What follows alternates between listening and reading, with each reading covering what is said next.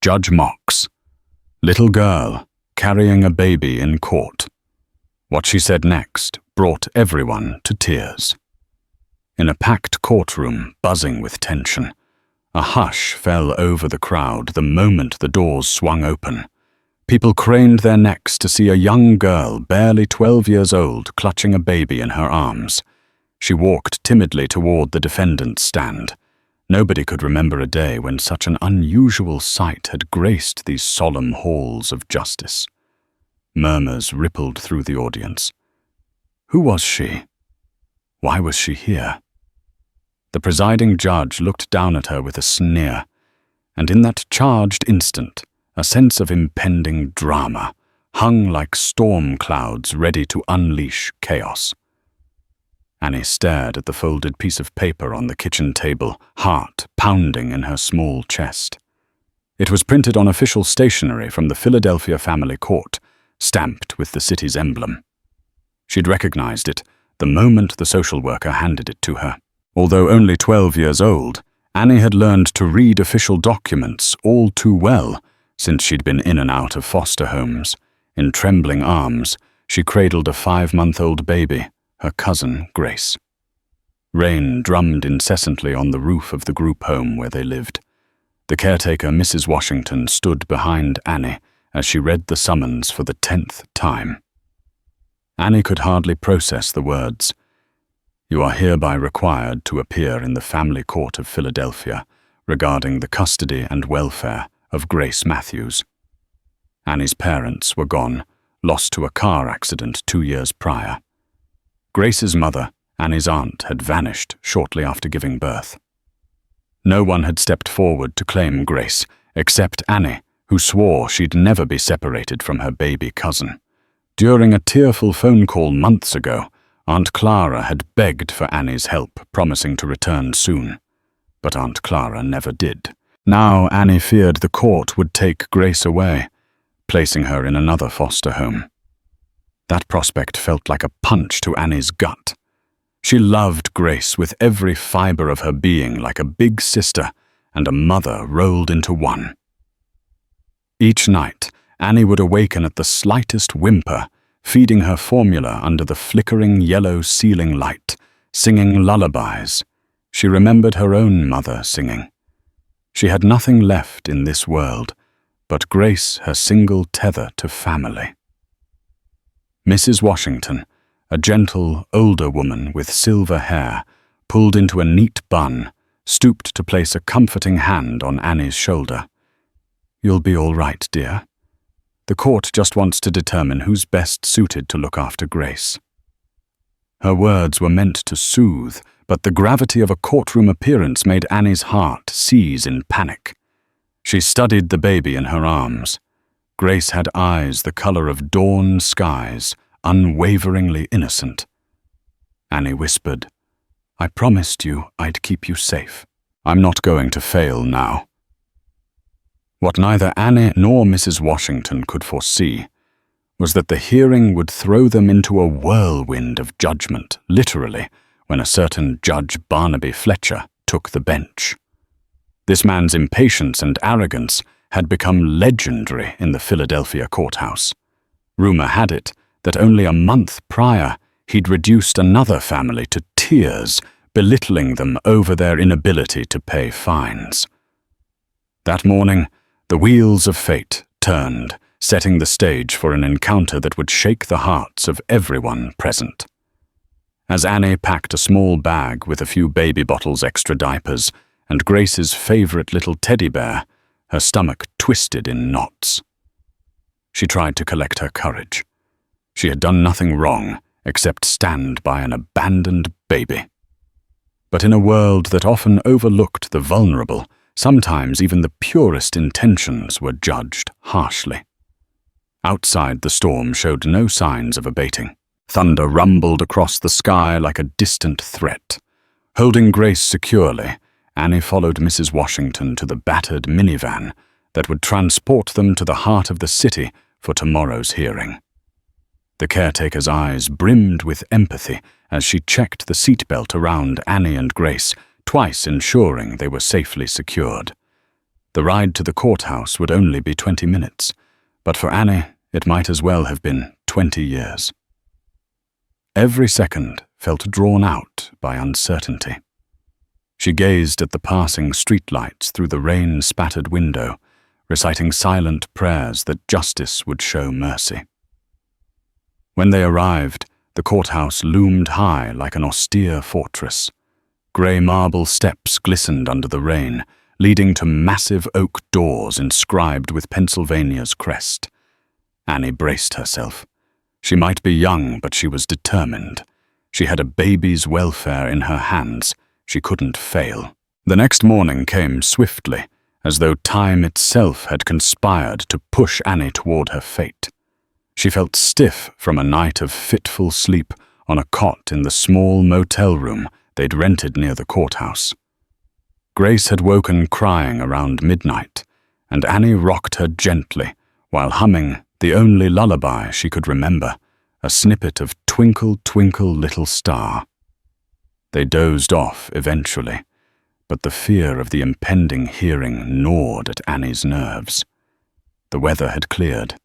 Golden sunlight filtered through the motel's flimsy curtains, mocking the turmoil in Annie's heart. Around her, Mrs. Washington busied herself helping Annie dress in the neatest clothes they could find, a simple white blouse and a navy blue skirt. She brushed Annie's hair, tying it back with a small blue ribbon that matched her outfit. For Grace, they had a soft pink onesie. By 8 in the morning, they stood on the courthouse steps, dwarfed by its imposing architecture. Mothers, fathers, and lawyers hustled in and out, each with their own set of troubles. Annie could feel stares. Why is that little girl holding a baby? The looks burned into her, but she held her chin high, refusing to crumble. They entered through the security checkpoint. Grace gurgled contentedly in Annie's arms, unmindful of the tension in the air. Mrs. Washington clutched Annie's shoulder, guiding her down the long corridor, lined with worn wooden benches. Voices echoed off the marble floors. The air carried a stale odor of coffee and sweat, as if all the stress from past proceedings lingered, refusing to dissipate. Finally, they reached courtroom 3B, the place where destiny would unfold. Through the wide double doors, Annie glimpsed the interior, a raised bench for the judge, rows of seats for observers, and tall windows that overlooked a cluster of city buildings. A towering clock loomed behind the bench, ticking ominously. A bailiff wearing a crisp uniform directed them to sit on a wooden pew until their case was called.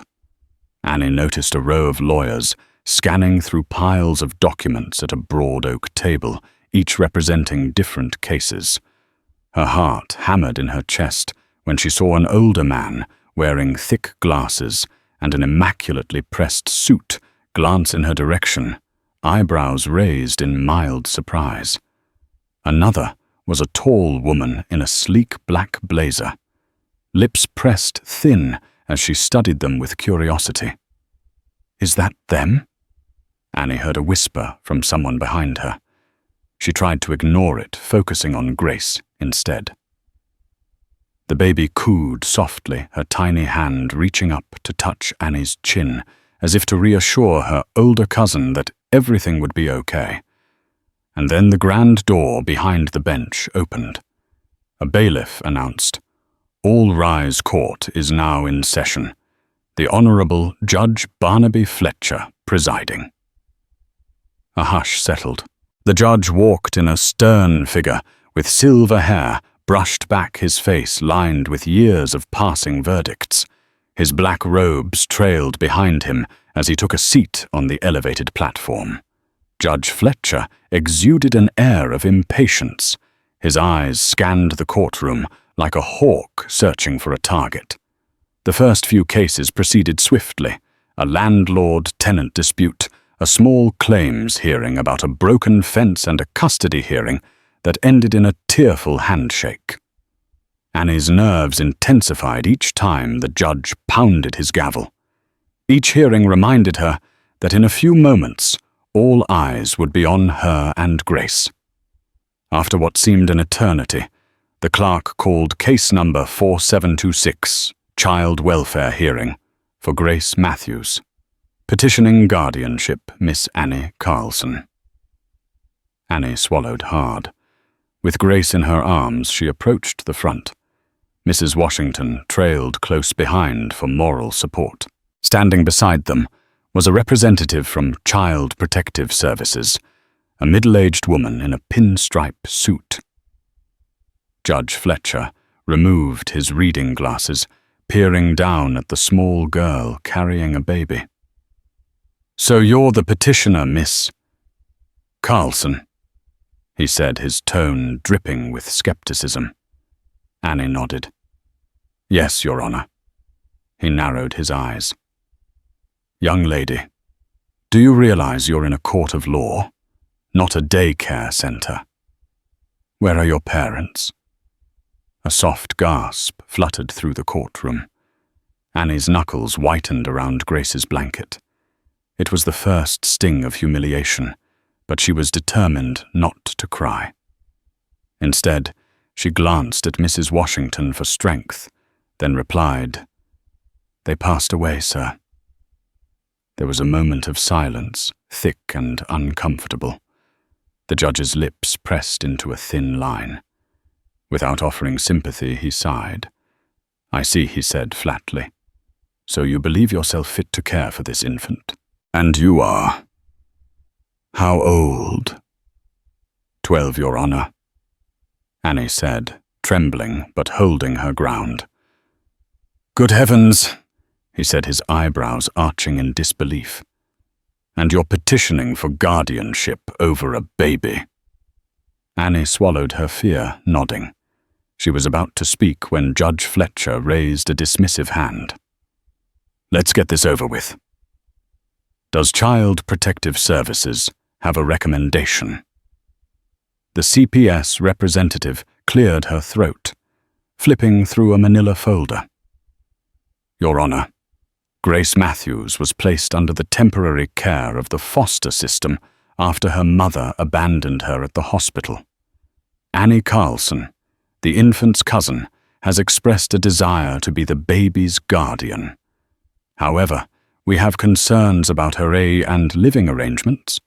Judge Fletcher cocked his head. "Concerns? That's putting it mildly. She's practically a child herself." A wave of murmurs rippled through the gallery. Annie closed her eyes momentarily, wishing for a miracle.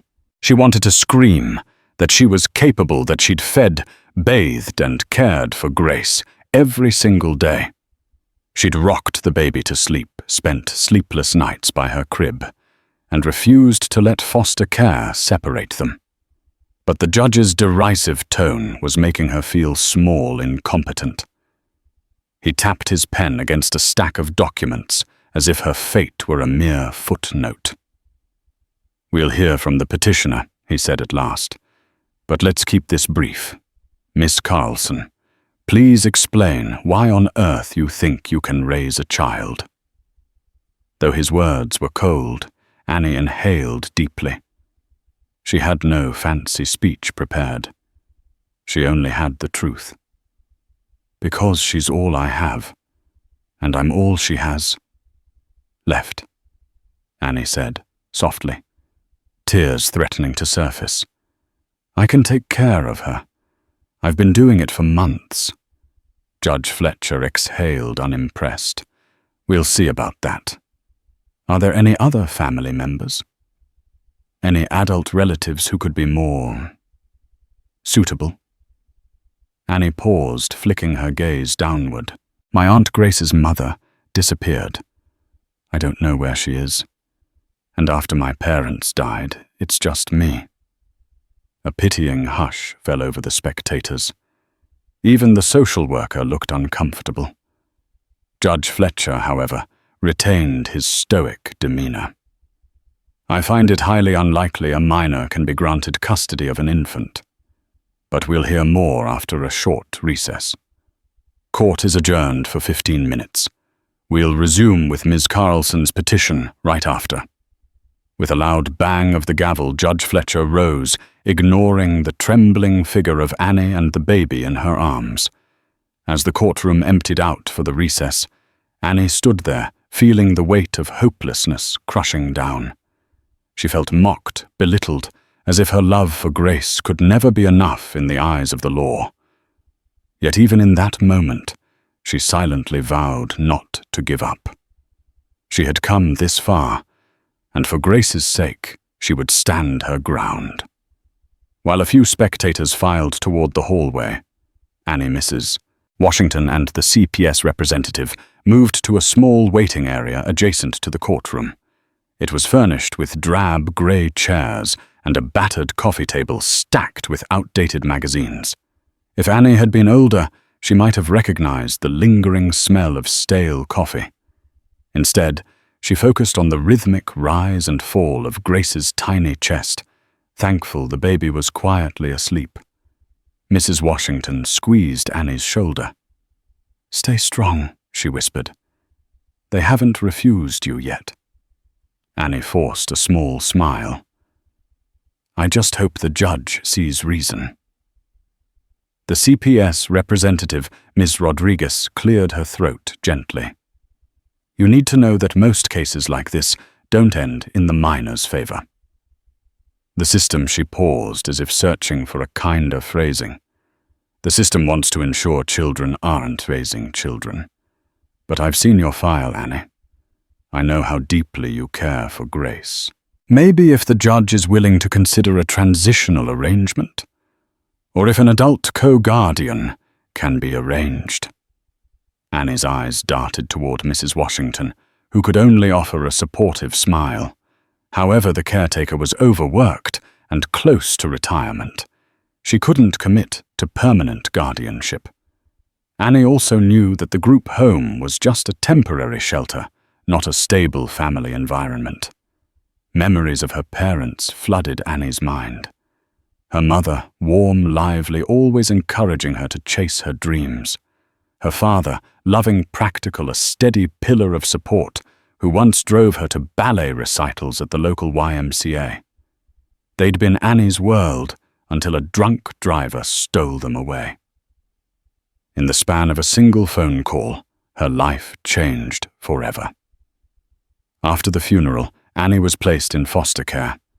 Most of the families she stayed with were kind, but none felt like home. She recalled nights spent in strange bedrooms, hugging her teddy bear, trying to recall the comfort of her old life. As for Aunt Clara, she had been a somewhat free spirit drifting in and out of family gatherings. No one fully understood the trouble she was in, only that she showed up at the hospital to give birth to Grace, stayed for a week, then vanished. Annie never judged her for that. She only knew that when she first held baby Grace, she felt an unbreakable bond. Maybe it was because they were both alone in the world, and maybe it was because Annie saw in Grace a reflection of her younger self, helpless and scared. She closed her eyes, clinging to a last shred of hope. She'd talk to the judge again, show him she was prepared to sacrifice anything to keep Grace safe. She recalled how just a week ago, Grace had been sick with a fever, and Annie had called the Children's Hospital of Philadelphia's helpline at 3 a.m. A nurse stayed on the phone, walking her through how to cool Grace down with a damp cloth, how to keep her hydrated.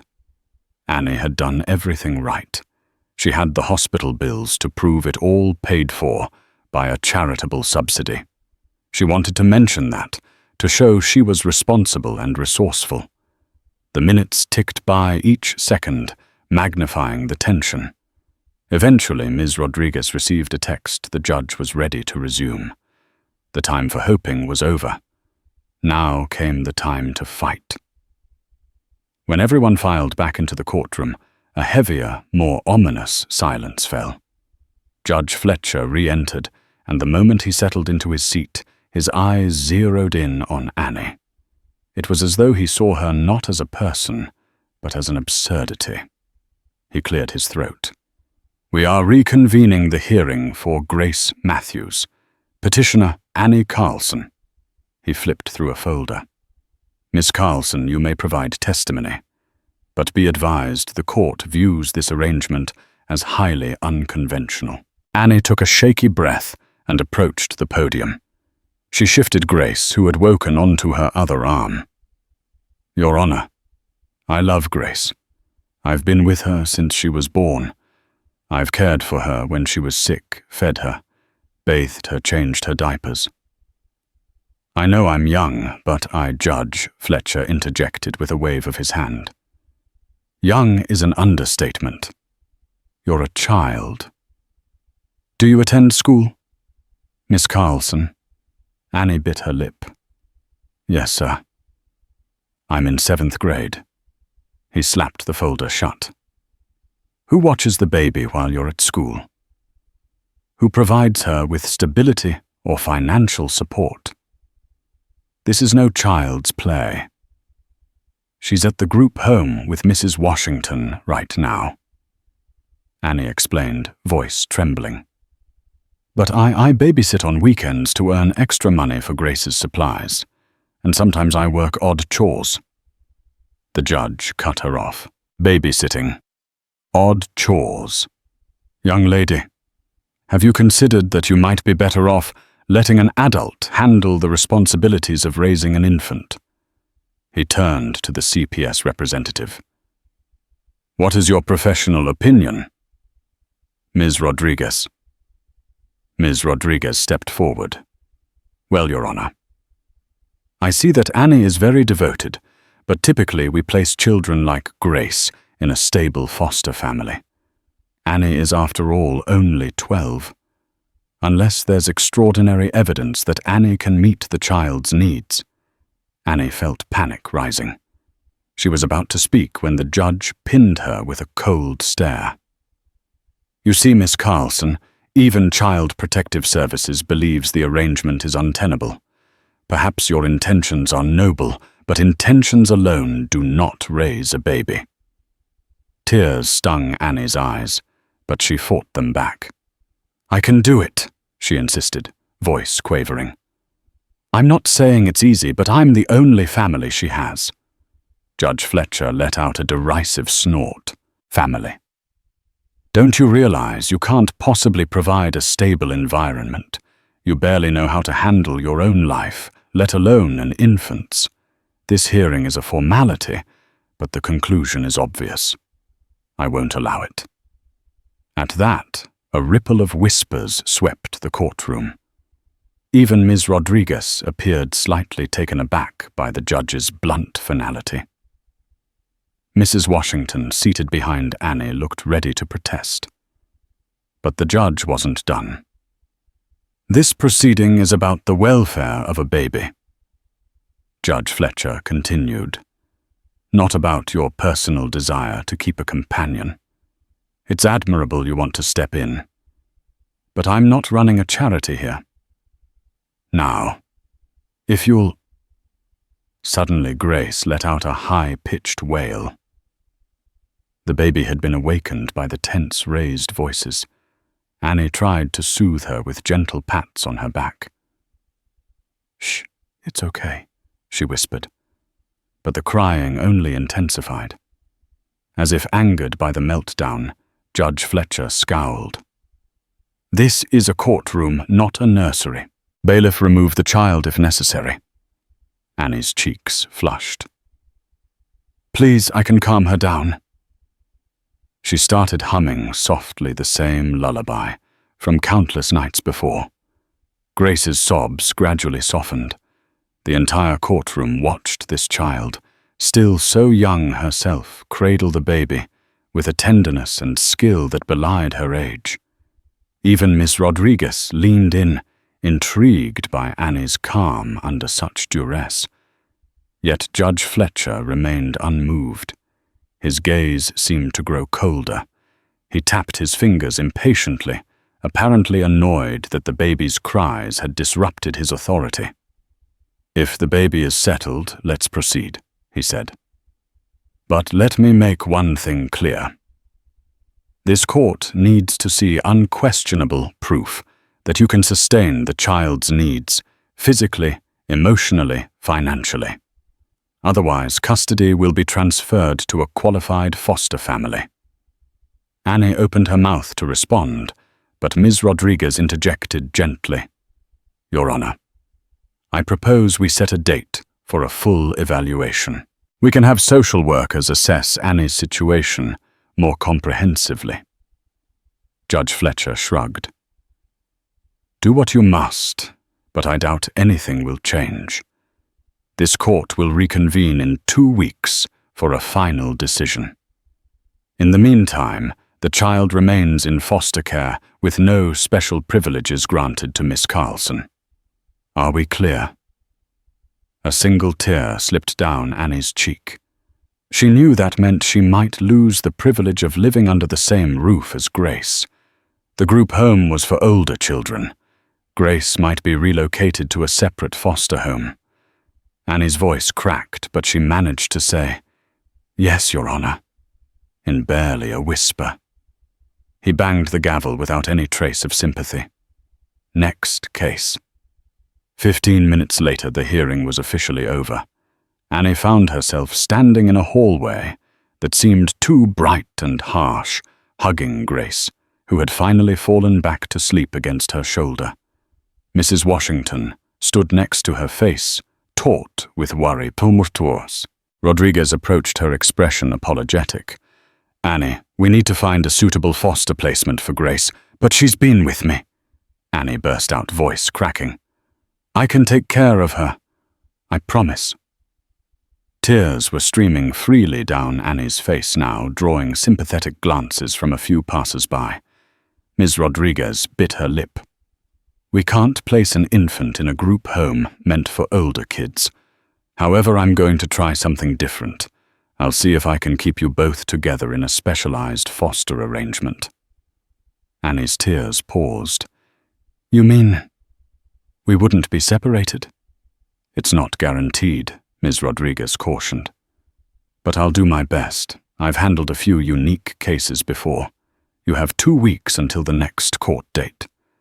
During that time, we'll assess everything. I need you to be patient, all right? Annie nodded weakly. Thank you. Mrs. Washington let out a slow breath. It's a small chance, but better than nothing. The day felt like an emotional roller coaster. Annie's heart clenched at the memory of Judge Fletcher's mocking words, the condescension that dripped from his voice like venom. She'd never felt so belittled, and all for wanting to keep her cousin safe. Still, she clung to Miss Rodriguez's thin promise like a life raft. Maybe, just maybe, everything would turn out all right. She pressed a soft kiss to Grace's forehead, determined to be strong. Over the next week, Annie and Grace were placed in a trial foster home run by a woman named Dolores Mitchell, a retired nurse with a warm but no-nonsense demeanor. Ms. Mitchell lived in a modest 2-bedroom apartment close to Mount Sinai Hospital, a name Annie recognized from the countless times she'd heard about top-notch pediatric care in Philadelphia. Her place was cozy, filled with crocheted blankets and potted plants that lined the windowsills. A faint aroma of lavender greeted visitors at the door. The arrangement was unconventional. Mitchell was not adopting Grace. She was simply providing a roof over their heads while the court deliberated. In exchange, Ms. Mitchell agreed to keep a watchful eye on how Annie managed the baby. It felt like a test, and Annie was determined to pass. Most days, Ms. Mitchell observed them quietly, offering pointers here and there. She taught Annie how to properly sterilize baby bottles, how to check Grace's temperature with a digital thermometer, and even how to soothe an upset tummy by rubbing gentle circles on her back. Annie absorbed every lesson, grateful for the guidance. But she also faced challenges. School resumed, and Ms. Mitchell arranged for a part-time nanny while Annie was away. Annie tried to finish her homework during Grace's naps, often staying up late to catch up on reading assignments. Tired as she was, Annie found comfort in the small triumphs, like the day Grace giggled for the first time. It was a bright sound, pure and full of hope that made the stress and fatigue melt away. Every night before bed, Annie sat in the dimly lit living room with Grace resting against her shoulder, staring at the streetlights through Miss Mitchell's curtains. She wondered if Aunt Clara would ever return. Where had she gone? How could she abandon her own daughter? These questions gnawed at Annie, but no answers appeared. Then one afternoon, the doorbell rang. Ms. Mitchell answered, letting Ms. Rodriguez in. The social worker wore a gentle smile. "How are you two doing?" she asked. Annie glanced at Grace, who lay on a playmat, swiping at a plastic rattle shaped like a giraffe. "We're fine," Annie answered, though her voice carried a tremor. Miss Rodriguez opened her leather briefcase. "I'm here to follow up on the arrangement. The judge has scheduled the next hearing in a week. I'll need to submit a thorough report." Annie felt her heartbeat spike. "And? What are you going to say?" Ms. Rodriguez eyed the baby, then locked eyes with Annie. "That you're doing an admirable job, all things considered. Ms. Mitchell has been very complimentary about your dedication. But I also have to note your age and the potential challenges that come with that." Annie's shoulders slumped. "So, does that mean we'll be separated?" Ms. Rodriguez's expression softened. "Not necessarily. We'll see. This is uncharted territory. But if you show the court that Grace is thriving, it might sway Judge Fletcher to grant some form of guardianship, maybe under Ms. Mitchell's supervision or something similar." A glimmer of hope flickered in Annie's eyes. "I'll do whatever it takes." Ms. Rodriguez nodded, her voice kind but firm. "I know you will. Just be prepared. Judge Fletcher is a stickler for traditional arrangements. You'll need every bit of support you can get. Is there anything else you want me to include in my report?" Annie's thoughts raced. She wanted to explain how deeply she loved Grace, how she'd shield her from any harm. But words felt insufficient. Finally, she answered, "Just tell him that Grace is happy. She's safe. She's loved." Ms. Rodriguez offered a gentle smile. "I will." The days passed swiftly, each one a test of Annie's resolve. Then on a cold evening, the telephone rang. Ms. Mitchell answered, her forehead creasing as she nodded solemnly. "Yes, she's here." "I see. All right, I'll tell her." "Thank you." After hanging up, Ms. Mitchell turned to Annie, who was feeding Grace. "That was Ms. Rodriguez. She said your aunt might have been located." Annie nearly dropped the baby bottle. "What Aunt Clara?" Ms. Mitchell's gaze softened. "They're not sure. Apparently a woman matching your aunt's description was admitted to Mount Sinai Hospital. She was involved in a serious accident." A swirl of emotions hit Annie: relief, fear, anger, confusion. She wanted to see Aunt Clara, but also resented her for abandoning Grace. "When can we go see her?" Ms. Mitchell considered. "We can try tomorrow morning. I'll call Ms. Rodriguez to confirm. But be prepared, it could be a false lead, or she might be in no state to talk." Sleep eluded Annie that night. She lay awake, tears slipping silently onto her pillow. Why did you leave Aunt Clara? Why now, she wondered. Part of her felt guilty for thinking such questions, while the woman might be severely injured. But another part felt an undeniable anger. If Aunt Clara had not run away, Annie wouldn't be in this predicament, fighting tooth and nail to keep Grace by her side. The next morning, Ms. Mitchell drove them to Mount Sinai Hospital, a labyrinth of corridors The place buzzed with medical staff hustling between patient rooms. The walls were painted a soothing pale green, but the air smelled of antiseptic. Annie's stomach fluttered with nerves. She held Grace tightly while Ms.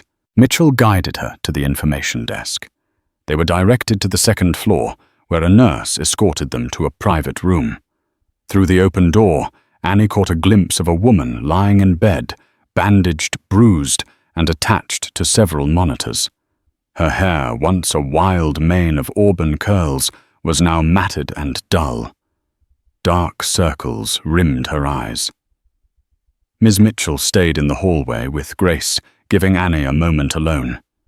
She stepped in pulse hammering. Aunt Clara. Slowly, the woman turned her head. Recognition sparked in her hazel eyes, shining with unshed tears. "Annie," she rasped. Emotions overwhelmed Annie. She wanted to run forward to hug her aunt, yet anger and confusion rooted her in place. "How? What happened?" she asked, voice shaking. Aunt Clara's lips trembled. "Car accident 4 nights ago. I've been drifting in and out. The doctors said I'm lucky to be alive." She reached a trembling hand toward Annie. "You're taller than I remember. And you have Grace," at the mention of Grace. Annie's anger flared. "Yes, I have Grace. I've been the one taking care of her since you disappeared. Why did you leave? Why did you just vanish?" Tears slid down Aunt Clara's cheeks, carving glistening tracks. "I'm so sorry," she whispered. "I never meant to leave her like that. I got in trouble. Money trouble. Some people were after me. I thought if I stuck around, Grace wouldn't be safe. My plan was to come back when I sorted it out. But things spiraled out of control. Then I was too ashamed to reach out. I was afraid they'd take Grace away for good if they found out about my situation." Annie's anger gave way to a swell of sympathy. She approached the bed, swallowing a lump in her throat. They almost did take her away. And me too. We're in court, Aunt Clara. The judge, he's set on separating us. But Ms. Rodriguez found you. She thinks you might testify or something." Aunt Clara shut her eyes in regret. "I wish I could fix everything. But right now I'm a mess, physically and financially. If the judge sees me like this, he'll never grant me custody. I have no job, no stable address.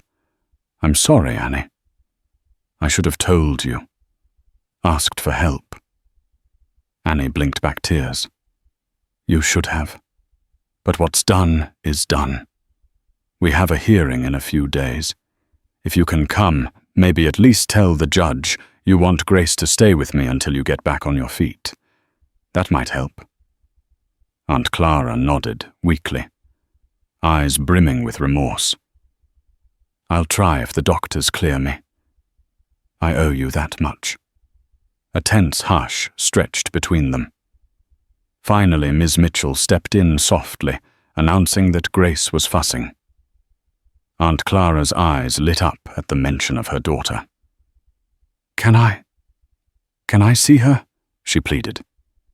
Annie hesitated, but relented. She gently brought Grace into the room. The baby stared at Aunt Clara with curious eyes, as if trying to recognize her mother's face. Aunt Clara's tears flowed freely now. "Hi, baby," she whispered, voice cracking with emotion. A jumbled knot of feelings twisted in Annie's chest. She understood Aunt Clara had reasons for disappearing, but it didn't erase the pain or the hardship she and Grace had endured. Still seeing mother and daughter reunite, however brief, moved her deeply. If Aunt Clara could recover and stabilize her life, maybe Grace could eventually have her mother back. But first, there was a court hearing to survive one that might rip Grace out of Annie's arms forever. The day of the second hearing arrived sooner than Annie expected. Dressed in the same navy blue skirt and white blouse, she stood in front of the mirror in Ms. Mitchell's apartment, smoothing down her hair. A swirl of anxiety made her stomach churn. Today the court would decide Grace's fate, and by extension, her own. Ms. Mitchell picked them up in her old sedan and drove downtown to the courthouse. Aunt Clara, still in recovery, had insisted she would try to make it, but Annie wasn't sure if her aunt had the physical strength to do so. The weeks of worry, the late nights, the supervised foster arrangement, all of it culminated in this moment. The courtroom was crowded again. Judge Fletcher sat behind his bench face as stern as ever. Annie clutched Grace, determined not to show any sign of weakness.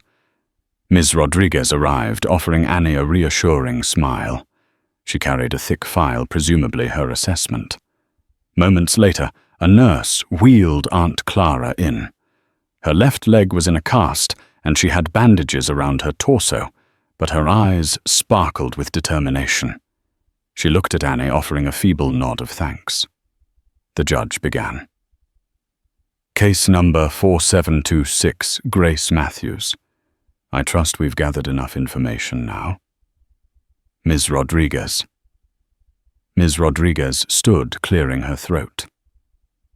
Yes, Your Honor. Over the past 2 weeks, Annie Carlson and Grace Matthews have been living under the supervision of Ms. Dolores Mitchell. I have personally observed Annie's commitment. Grace appears healthy and bonded to Annie. Ms. Mitchell's report is very positive. While Annie is indeed young, she has displayed remarkable maturity. Judge Fletcher arched an eyebrow. Remarkable maturity doesn't pay the bills. And the mother? He glanced toward Aunt Clara. What's your role in all this? Aunt Clara struggled to stand, but the nurse held her down gently. She spoke from the wheelchair, voice shaky but resolute. I'm Clara Matthews, Grace's mother. I made mistakes, but I want my daughter to be safe, and Annie has done a wonderful job. I'm currently undergoing physical therapy and dealing with financial and legal issues. I can't take full custody right now, but I want Grace to stay with Annie until I recover. Then I'll petition the court again for my own custody. A wave of hushed murmurs spread through the gallery. The judge leaned back, folding his arms. You acknowledge your abandonment. How does that affect your credibility? Aunt Clara's cheeks reddened. I'm aware I failed Grace, but I'm trying to rectify that. I trust Annie with my daughter's life. Judge Fletcher turned back to Ms. Rodriguez, annoyance visible on his face. And your official recommendation? Ms. Rodriguez took a breath.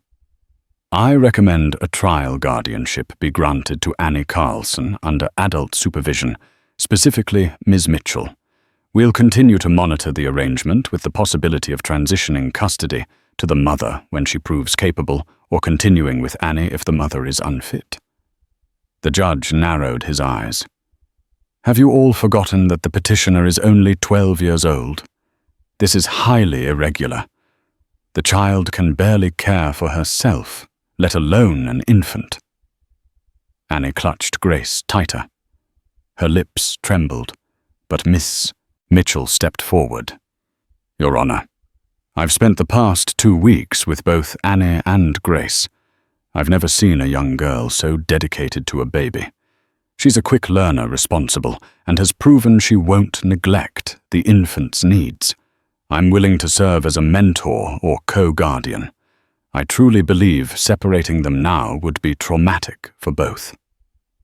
Judge Fletcher tapped his pen against the desk, a scowl forming. Trauma or not, the law prioritizes stable adult guardians. This entire scenario is precarious.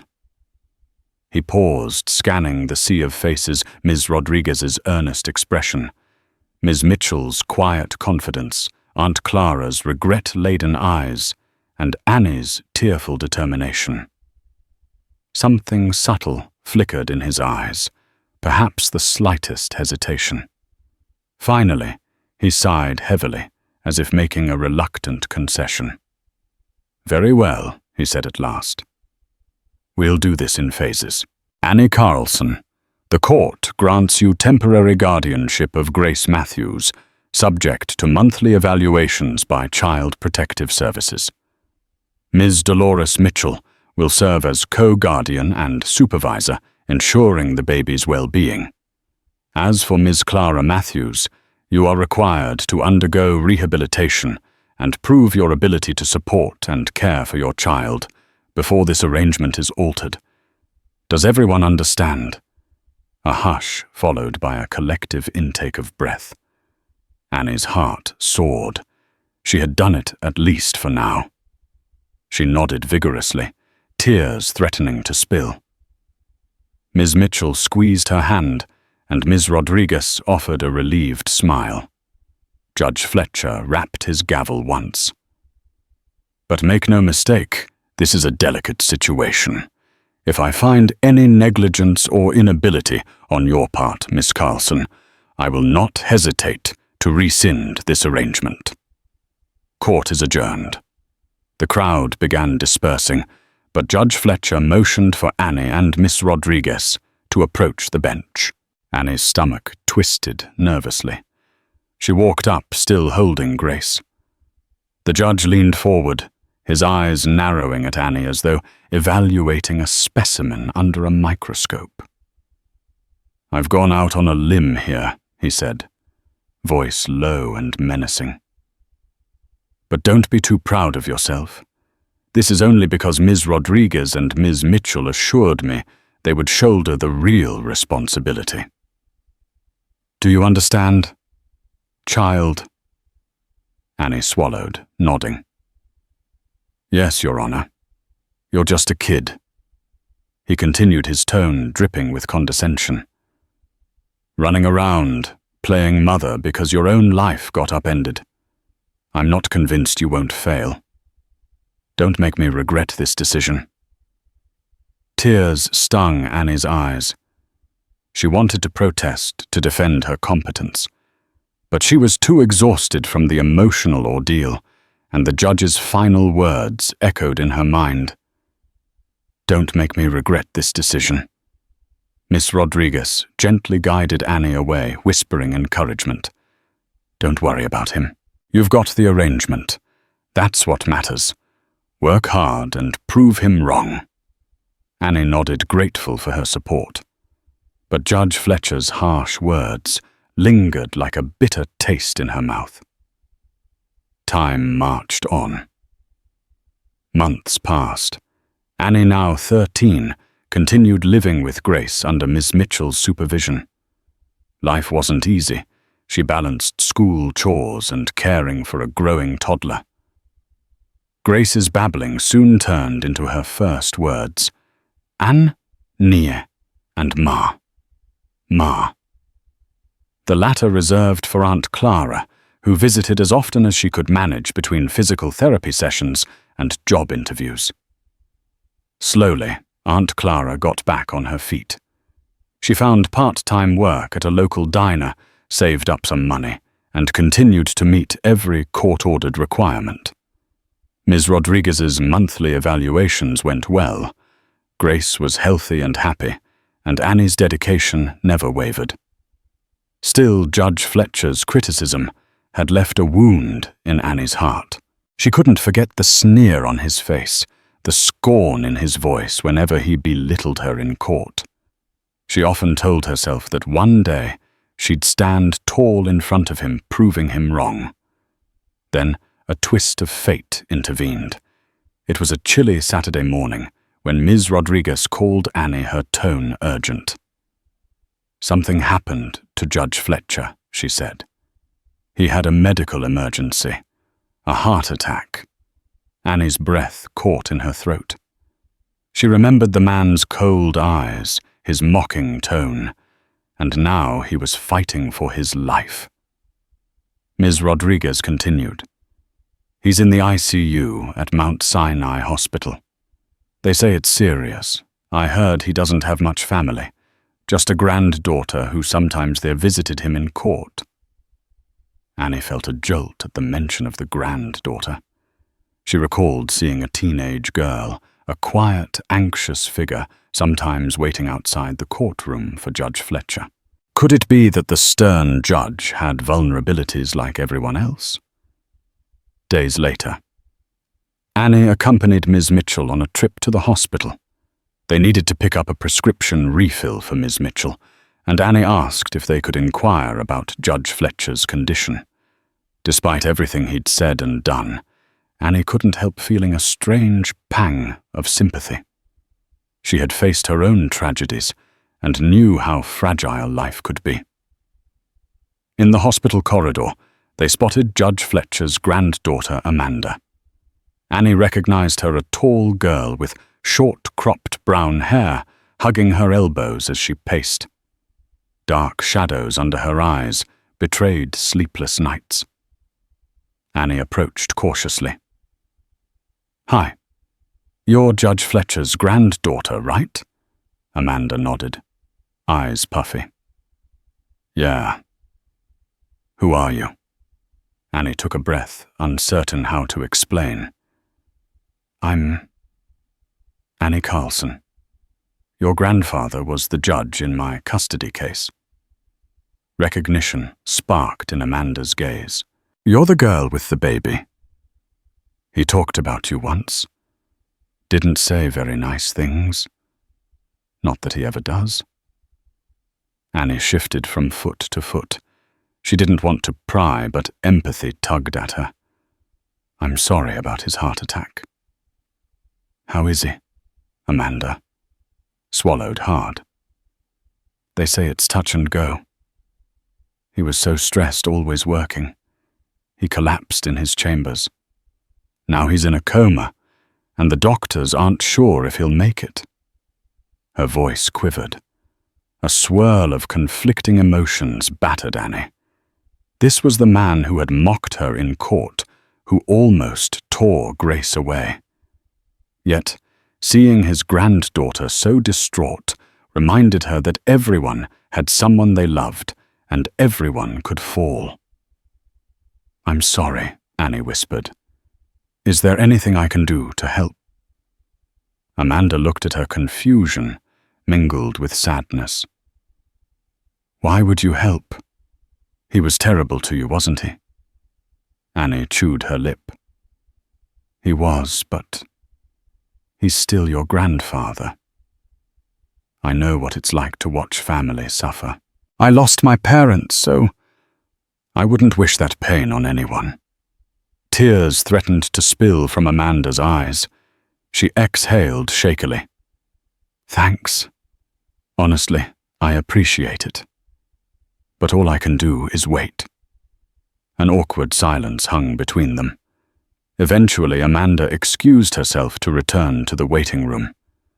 Annie left the hospital, her mind swirling with the revelation that the man who had once seemed so omnipotent was now clinging to life.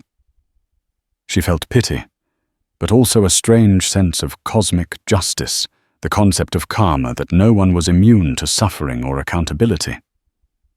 A week later, Ms. Rodriguez phoned again.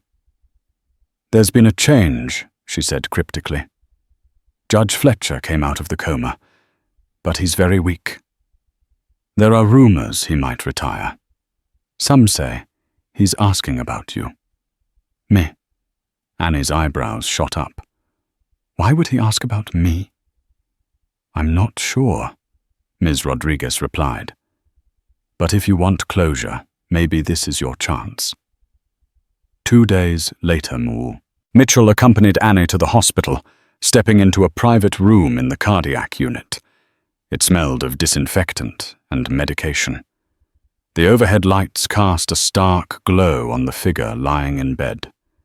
Judge Fletcher, looking frail, and pale tubes snaking around him, monitors beeping steadily. A nurse glanced up. "You can go in, but keep it brief." she murmured. Amanda stood at the foot of the bed, blinking away tears. She offered Annie a small, wary nod, then stepped out to give them space. It was surreal seeing the once imposing judge so vulnerable. He opened his eyes, gaze landing on Annie with disorientation. For a moment, she wasn't sure he recognized her. Then his cracked lips parted. "You're the girl," he rasped, voice weaker than she'd ever heard. Annie nodded. "Yes, sir. I'm Annie Carlson." He swallowed hard. "And the baby." A sudden surge of protectiveness flooded Annie. "Grace is fine. She's doing great." Judge Fletcher released a shuddering breath. "You must think me a terrible man." Annie's eyes darted, uncertain how to respond. She recalled all the cruel words he'd hurled at her, the mocking. Yet here he was at death's door, seeking some measure of understanding. "You were just doing your job," she said quietly, though it cost her an effort to say something even that neutral. He closed his eyes for a moment, wincing. "I used to think rules were all that mattered, that a child had no business raising another child. But Amanda, she told me you visited her out in the corridor." Annie's lip quivered. "I just wanted to see if you were okay." A faint smile ghosted across his face, something wholly unfamiliar on that usually stern countenance. "My wife passed away last year," he admitted, voice barely above a whisper. "She was the kind one. I guess I forgot how to be kind." Annie swallowed tears slipping down her cheeks. In that moment, she saw not a cruel judge, but a broken man weighed down by regrets. "I'm sorry for your loss," she said. He exhaled shakily, nodding. "You're a good kid, Annie. I was wrong about you. I'm sorry." Those words hit her like a punch. She could hardly believe she was hearing an apology from the man who'd once threatened to take Grace away. Emotion rose in her chest, making it hard to speak. She managed to whisper, "Thank you." Judge Fletcher's gaze flickered toward the ceiling, as though searching for something he couldn't find. "They say I might not be able to return to the bench," he murmured. "Maybe that's for the best. I was bitter, took it out on people. But I want you to know, I hope you and Grace have a good life." Annie wiped her tears. Despite everything, she felt a swell of compassion. "We will," she answered softly. It felt like an unspoken closure, a final bridging of the gap between them. She sensed Judge Fletcher had found some peace in offering that apology, however late it came. And in turn, her resentment began to melt, replaced by a gentle sorrow for a man who had spent too much time building walls around his own heart. As winter gave way to a timid spring, Aunt Clara's condition improved, and she resumed partial custody of Grace. However, she insisted that Annie remain a central figure in her daughter's life. The court, under a new judge's oversight, deemed it in Grace's best interest to grow up with her mother, while maintaining Annie's guardianship rights for shared custody. Ms. Mitchell continued to serve as a supportive mentor, inviting them over for Sunday dinners. Ms. Rodriguez still popped in from time to time, though less frequently, each visit concluding with glowing progress reports. Grace grew plump and healthy, giggling at every new discovery, from colorful crayons to puppies in the park. Annie felt her shoulders lighten from the burden of constant fear. She was no longer fighting alone. She had a team: Aunt Clara, Ms. Mitchell, Ms. Rodriguez, and a circle of new friends at school who admired her resilience. She also joined a local teenage mothers support group, albeit as a cousin guardian, where she found kindred spirits and emotional guidance. On a warm day in May, Ms. Rodriguez delivered the final case update to the court. Grace was thriving. Aunt Clara was well on her way to full independence, and Annie had proven herself an exceptional caregiver. Though no longer the baby's sole guardian, Annie's place in Grace's life was secure. Judge Fletcher never returned to the bench. When Annie learned he had retired permanently due to health concerns, she felt no triumph in it, just a quiet acceptance of how life's twists could humble even the most towering figures. But sometimes, after she had tucked Grace into her crib and said her goodnights, Annie would gaze at the stars through her bedroom window, recalling the judge's mocking voice and then his quiet apology in the hospital. Life had led them both through storms of their own. In the end, perhaps they had each found a form of redemption. He had learned compassion. She had learned confidence and forgiveness. Life is woven from many unexpected threads: a child's unwavering love for a baby cousin, a mother's desperate attempt to escape her demons, and a judge's harsh words born from his own hidden sorrows. Yet through every twist and turn, Annie showed us that bravery can live in the smallest person when it's fueled by love. From the moment she stood in that courtroom, trembling under Judge Fletcher's scorn, to the final day, she walked out with a promise of a stable life. For Grace, Annie proved that hope and determination can conquer even the most daunting obstacles. It's a story of compassion, resilience, and the power of forgiveness, values we all need in a world often too quick to judge. If you were moved by Annie's journey, please hit that like button, share this video with your friends, and remember to subscribe to our channel for more inspiring stories.